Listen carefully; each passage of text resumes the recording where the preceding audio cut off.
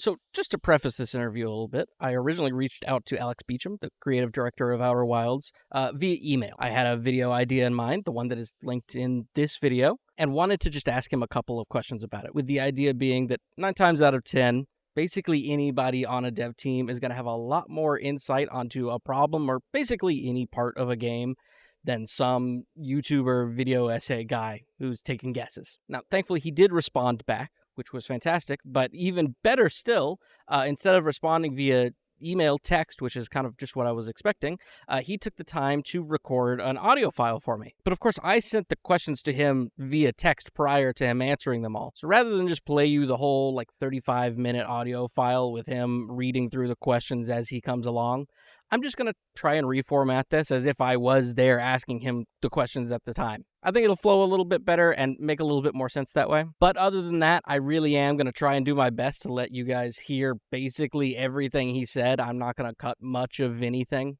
So yeah, enjoy this bit of insight into Alex's kind of view on Outer Wilds when it comes to retention and intrigue and just in general how he and the team sort of designed Outer Wilds through the years.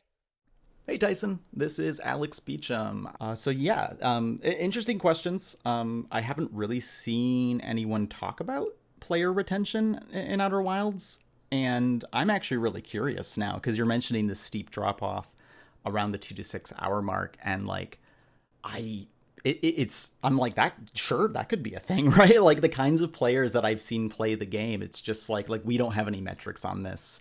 I'd love to see metrics on this, but it does kind of make sense to me. I know exactly kind of the lull in interest that you're talking about that can happen. It's just, I've mostly seen people play either on Twitch or a handful of friends, bits and pieces, or obviously a metric ton of play tests. And it's not something I've never seen anyone just stop playing. But I feel like it's also just kind of a selection bias from the kinds of people and playthroughs that I've seen. So anyway, this is really, really interesting. So the first question I asked him was pretty simple and kind of just got straight to the point of one of the initial theories that I had about this, which was as follows. Were there any meaningful signs of this drop in retention back when you guys were playtesting, or even back in the alpha? Or does that sort of thing just kind of get masked by the nature of playtests and alphas? The answer is yes. That's the short answer. Yes.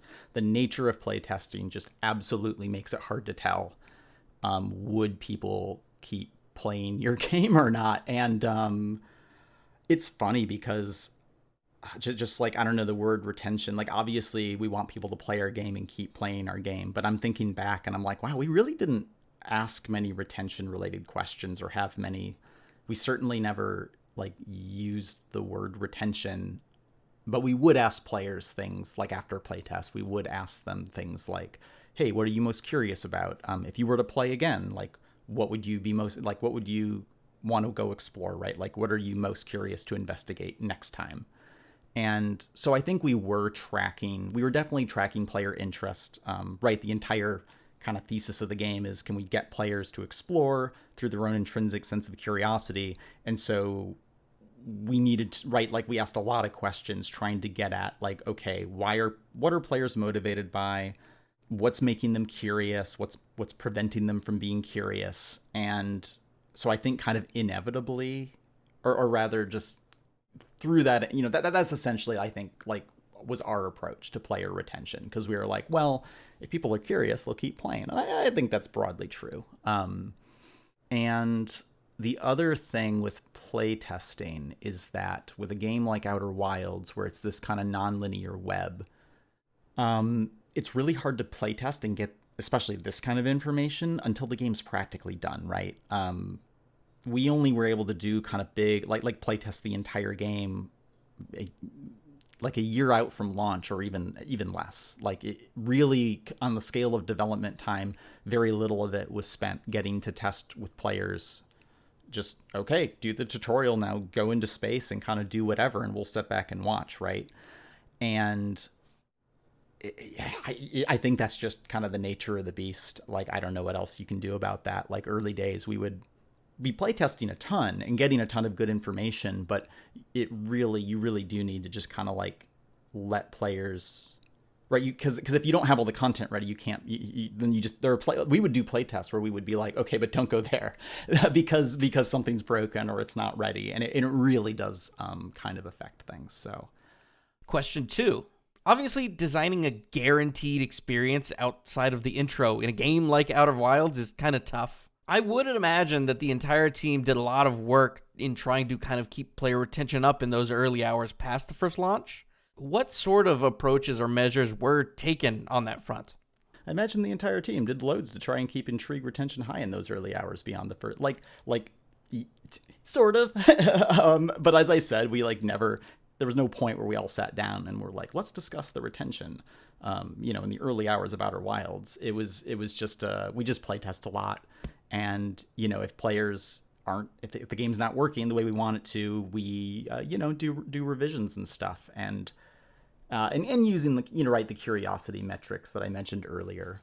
You can kind of tell, but just. I'm laughing because I'm like, God, we really should have, right? We probably should have asked more questions, like on a scale of 1 to 10, how likely are you to continue playing?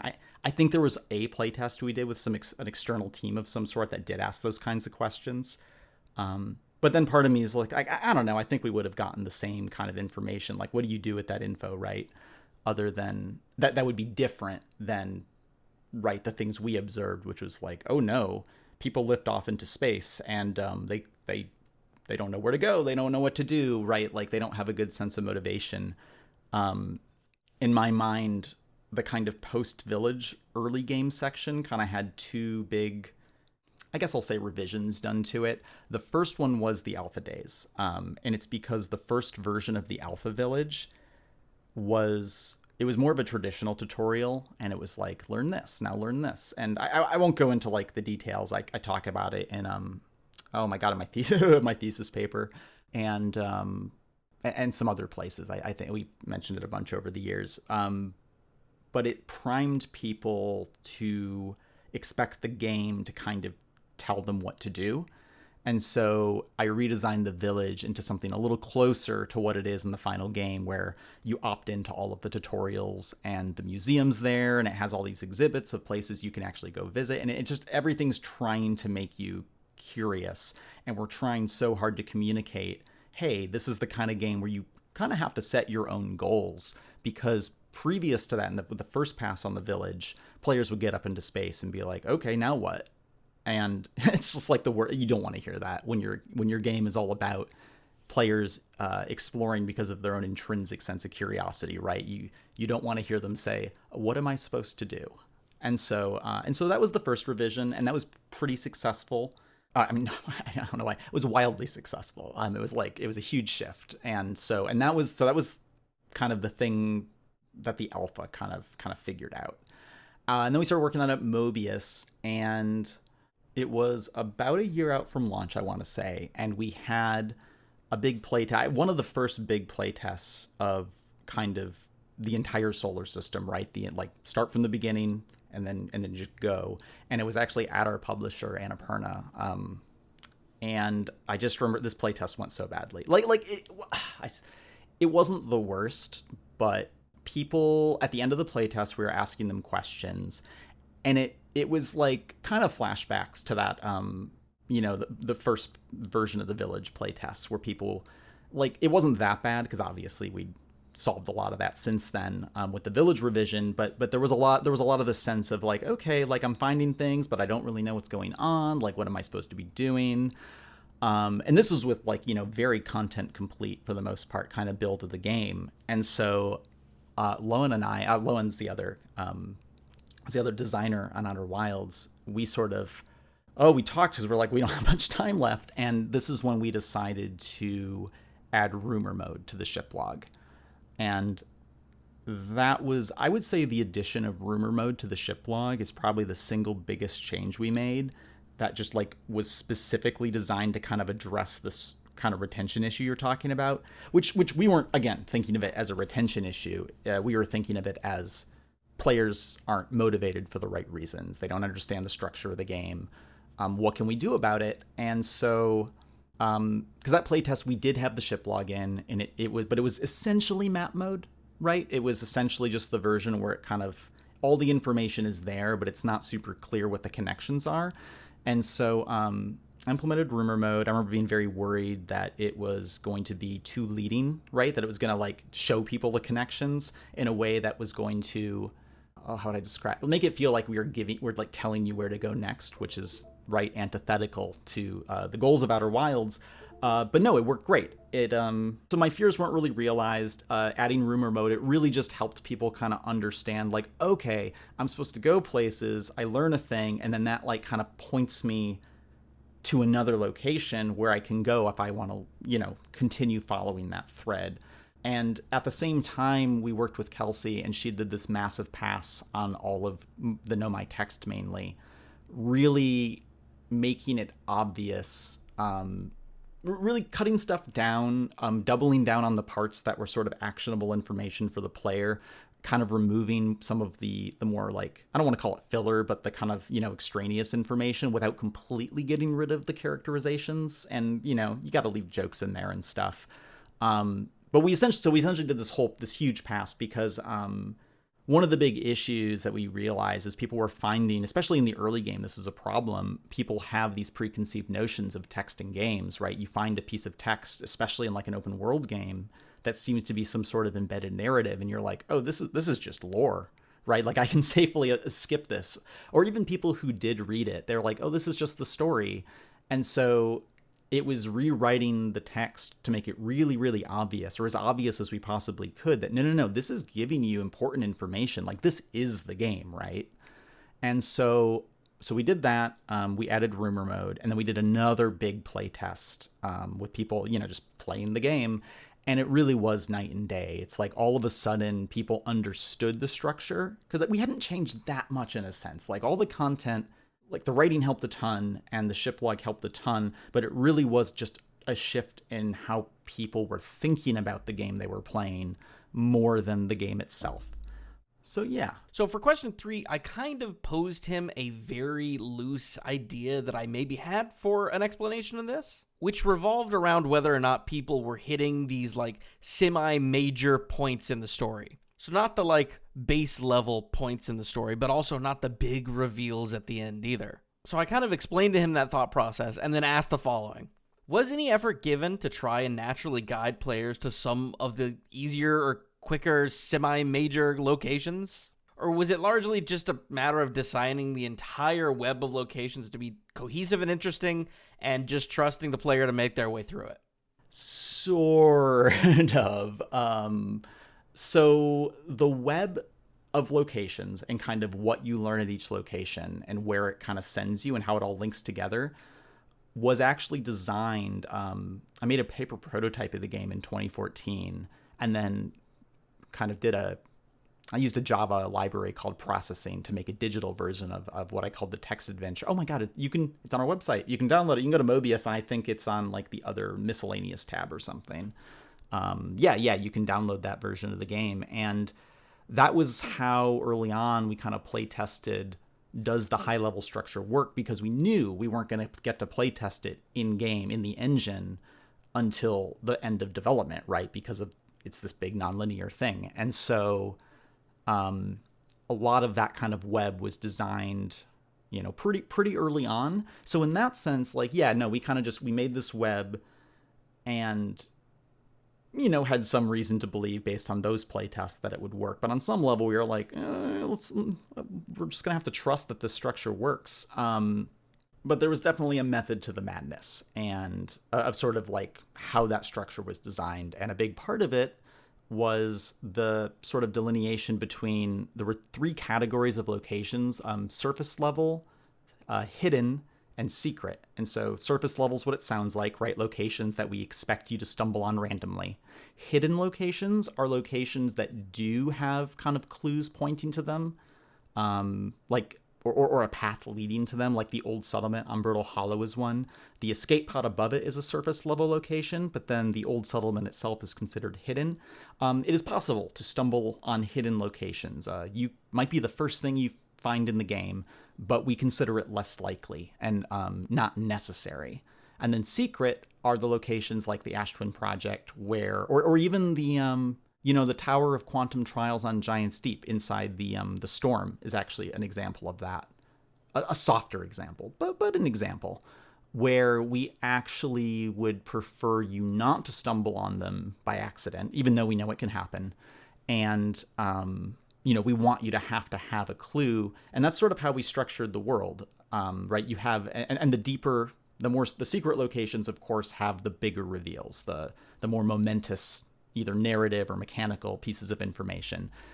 Yeah. I mean, you've played the game. You know what I'm talking about, right? You start out by going to the surfaces of the planets, and you gradually go deeper and deeper, and eventually you start finding things that you absolutely needed clues to find. And that was all done very intentionally. But it's funny because the locations you specifically mention here, the High Energy Lab, Feldspar's Camp, the Quantum Towers, those are all, unless I'm mistaken, I think all considered hidden locations, maybe even secret, because I think, no, it's been too long, but okay, none of them are surface level at least. And we do intend for players to find the surface, like we just assume people will mostly discover the surface locations first, but then the hope is that they then, pick one of those and follow the clues to a more hidden location that is going to have kind of a bigger payoff, kind of like what I think you're kind of talking about, right? And, to what degree did we try to get players to go to certain ones? Not very much, honestly. Like any surface level location in my mind is they're given equal weight. I'm trying to think how to, God, I gave it, okay, I'm just going to give you a list of talks. I gave another talk that was kind of the sequel to that full indie talk where I talk more about how the kind of the mystery narrative structure was designed with kind of that, surface level hidden secret kind of stuff going on. Maybe I'll throw that in the email in case you're interested. But I think the reason I'm kind of stumbling over my words here is because we put thought into which things are players likely to find first, but beyond that, it's not we want people to get to the High Energy Lab specifically early on within the first few hours, right? We do want people to get somewhere more momentous in the first few hours, absolutely. And I think that is something that a trap I see some players falling into, especially players that have I'm going to play this planet, and now I'm going to play this planet, and now I'm going to play this planet, instead of kind of following the clues around. And because if you play that way, you don't end up diving deep into one thing, right? And so I do think that I would suspect that players who kind of have that breadth first approach, where they're I'm going to ping pong around and see all the surface level locations, I would suspect they're probably going to feel more like quitting early than someone who finds something is oh, that's kind of interesting, and then follows it to the next thing and to the next thing and ends up at one of these hidden locations you're talking about. Because none of the ones you mentioned, like High Energy Lab, you could totally end up there in the first 4 to 6 hours or whatever, easy. I've seen, and Feldspar's Camp's another great example. You just have to either toss your scout into the seat on Timber Hearth or use your signal scope and boom. I've seen people hit Feldspar's Camp in the first hour or two. Same with the Quantum Trials Tower on Giant's Deep. And I agree with you that there does become this point. I think you just need a certain amount of information where you start being oh my God, it's not just these little individual threads, they all start weaving together. And I think that does kind of kickstart people into, or get them into this kind of, right, they get way more motivated at that point. That's the sort of oh, I'm putting it together. I think that's enough me rambling about that question. And then for the final question, I couldn't help myself. I basically just asked if he had a chance to go back and iterate on this specific facet of the game, this sort of drop in retention around the 3 to 8 hour mark. What does he think he would theoretically tweak, if anything? I have a couple. At first I was I don't know. But there are a few things I think would help. I actually think, this isn't going to sound like it matters, but I think we could have done a better job tutorializing specifically how there's no friction in space, right? The idea that it's all acceleration. Once you start moving, you're not going to stop. You have to, reverse, do thrust in the other direction, because a lot of it's not an intuitive concept. A lot of people just do not know how space works, even a little bit, and it's kind of in the zero G cave, but Anyway, I think that would help because I think I see a lot of people in the early game struggling. Like, it's not supposed to be easy. Like, it is supposed to feel, I do want people to die in space, right? Like, it is supposed to feel, give you that sense of like, oh, I should not have strapped myself into this tin can with rockets on the side of it. But there are some players where I think the frustration they have with the flight impacts not only just like, obviously, like if they were better at flying, I think they would maybe have more brain space to focus on kind of where they want to go and what they want to do. But I also think there's a few locations that are maybe a little too technically challenging to get to early on. Like, I'm thinking specifically the orbital probe cannon is a pretty good, right? That's a surface level location. And it's like that thing that you see, right? Every time you wake up, a lot of people get very curious about that. But some people find that very challenging to land on in the early hours of the game. So I don't know. That's one. I think it would have knock-on effects across the whole game, but not saying we would get rid of frictionless spaceflight. Just I think giving people who struggle with the controls a little bit of a hand would probably just smooth everything over. Another thing would be potentially changing where we send you to investigate the Nomai statue. So early on, so it's like, right, we expect you to go into space and then kind of choose whatever makes you the most curious, but we definitely try to seed some options for you to explore in the village, right? Like after the statue sequence happens and your memories are uploaded, you can talk to Hal, and Hal tells you, well, if that's a thing you're curious about. I saw one, or Gabbro mentioned one, I think, on Giant's Deep, right? You go find the, you go to Statue Island, or you talk to Gabbro about it. Which is a really kind of, I see that kind of work for a lot of people. The problem, of course, is that Giant's Deep has a ton of gravity, and kind of like I was talking about with this frictionless space flight, it's not a super beginner-friendly area. And the reason it's there is just that's where Gabbro was, because of all these other reasons, right? Like, it's this big clockwork thing, and if you move one piece around, suddenly all this other stuff has to change. And a lot of this was kind of designed pretty early on with the text adventure, right? Even though we would still move pieces around. So I don't even know if there's a way to do this, honestly. I'm just like, in an ideal world, we wouldn't send you to the planet with the highest gravity as sort of one of the initial threads you get to pull on. The moon actually is so actually kind of relates to the other question too about like areas we kind of intend people to go to kind of first, and ones that are easier. The moon is very much the Outer Rock was always designed as sort of the tutorial after the tutorial, because if you're the kind of player who doesn't want to go too crazy, you're gonna fly. We noticed that people would stay close to home. They would be like, I'm gonna go check out the moon because that seems a little safer. And so maybe we should have put something, a little hookier there. I don't know. Like the reason the iSignal locator is there is we were like, okay, people are going to go to the moon pretty early on. And we want to establish, it just seemed like a good place to establish the kind of the premise of the plot, right? The Nomai looking for the eye of the universe. But then actually that sends you, I think, to the Southern Observatory, which we actually don't want you to go to immediately. It's why the path there is a little trickier. And so, sorry, this is just me thinking about it and being like, I don't know if that was the best design choice to have this very obvious surface level location, and then it sends you somewhere, or like it kind of gives you a clue for somewhere that's actually pretty hard for most people to reach in the early hours. So, I don't know. It's interesting. I think I already mentioned that. Just it's all such a tangled web. It's like it's hard to make every single piece of this, be firing on all sixes. And then the other thing I would probably want to try to do something about is that kind of problem I mentioned, where there's certain players who tend to bounce around between surface level locations, and I like watch them play and be like, no, just pick one. Just pick one and see where it leads, right? Like, I'll see people post their ship log images, and I'm just like, oh no. they keep wandering around and finding different things, but they're not. There comes a point, right, where you're supposed to like pick one and then follow it to the next step. And that's how you get to the interesting part of the game. And I don't know, maybe that's just, a failing on our part a failure to make them curious enough to want to know the answer, because that is the experience goal. We want players choosing very intentionally I want to find the answer to this specific question that I've become curious about, and then the game is kind of giving you the tools to do so. Yeah, I don't know. I think, I mean, part of me is glad, I mean, right? Like, I'm glad we didn't completely solve it. It's like, because it's a cool, fun space to work in.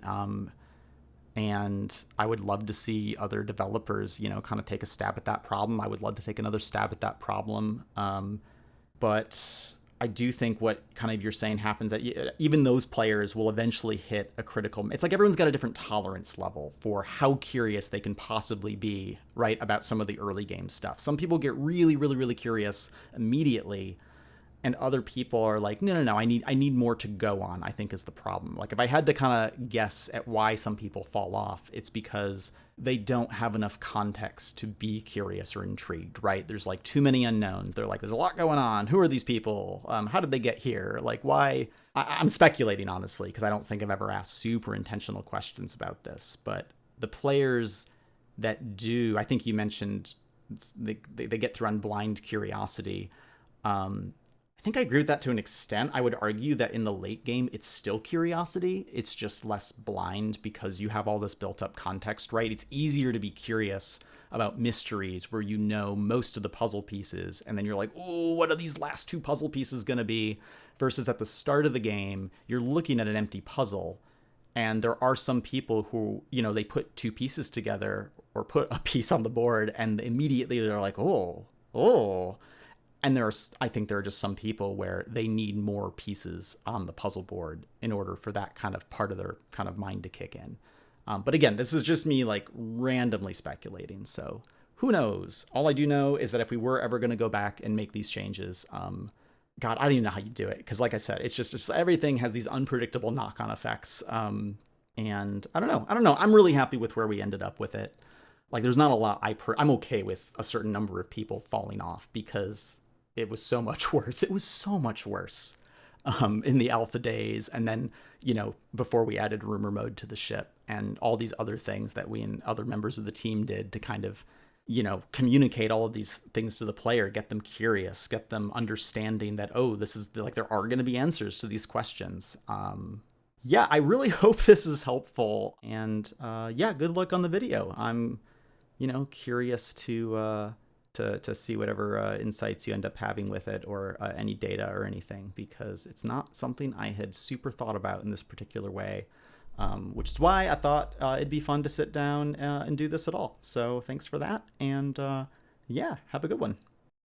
Thanks for watching. Thanks to Alex for answering all those questions again. And if somehow you arrived at this video without having seen the main video, again, I've got it linked in the description. But yeah, thanks for watching.